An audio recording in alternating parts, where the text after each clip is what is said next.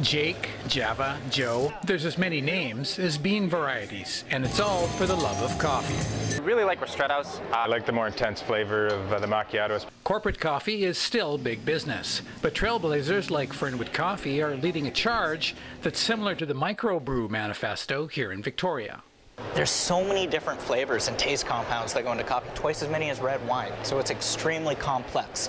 We're trying to get people that have been drinking coffee their whole life to try tasting real coffee, and coffee that's been grown right, roasted properly, brewed properly. Coffee conspiracy theory is a bit strong, but Kettner suggests Big Coffee's been duping the public for about 60 years with roasting techniques that mask the taste of inferior beans. That's because they buy in bulk, one price, no matter the quality.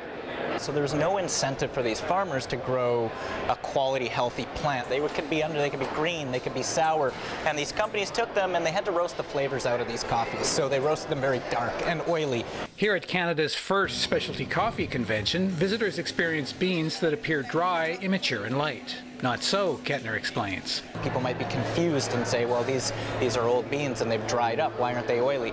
Well, these precious oils that contain all the flavors and body are actually safely inside the bean. And that's where roasting techniques and brewing strategies take over to produce that perfect brew.